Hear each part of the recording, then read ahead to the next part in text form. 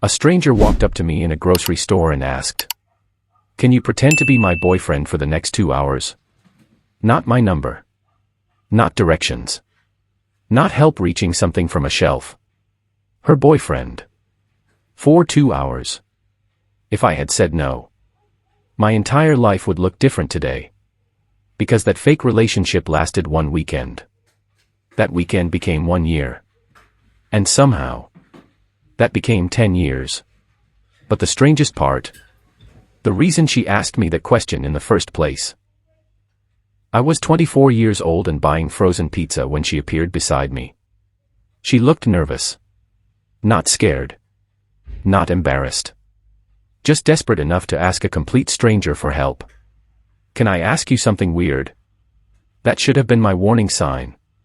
Instead I said yes. She pointed toward the front of the store. A man in his late 20s was standing near the entrance pretending not to look at us.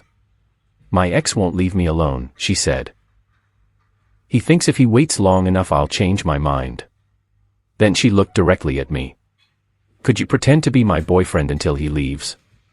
Honestly, I almost laughed. It sounded like the beginning of a terrible movie. But there was something genuine in her face. So I agreed.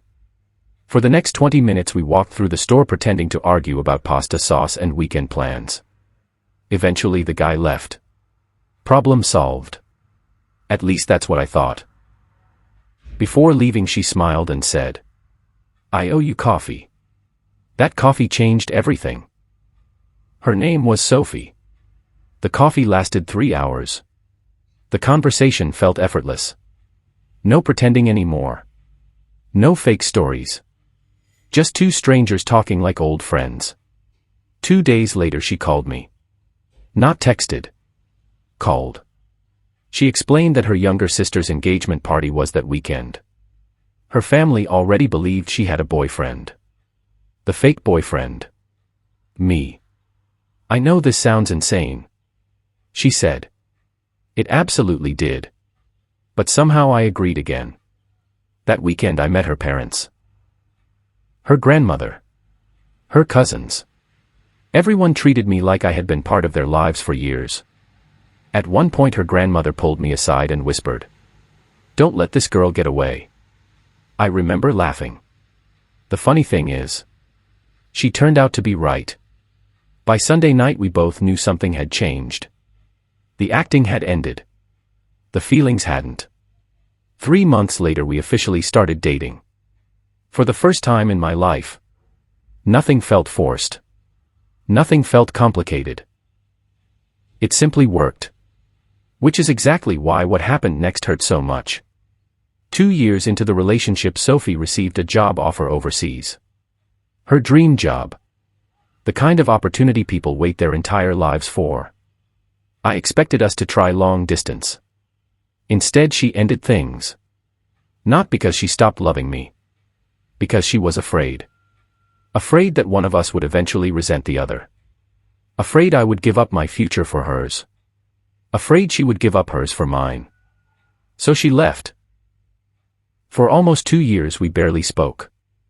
I dated other people. So did she. But something always felt unfinished.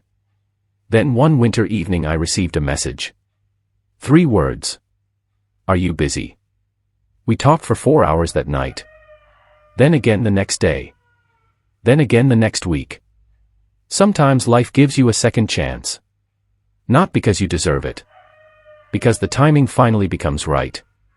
A year later we got married. Last month we celebrated 10 years together. And every time someone asks how we met, I still laugh before answering.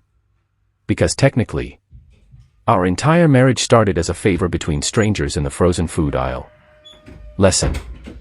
Life rarely arrives the way we imagine it will.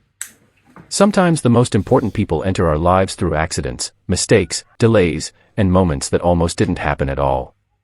Which is why I try not to dismiss strange opportunities too quickly anymore. You never know which random moment will quietly become the story you tell for the rest of your life.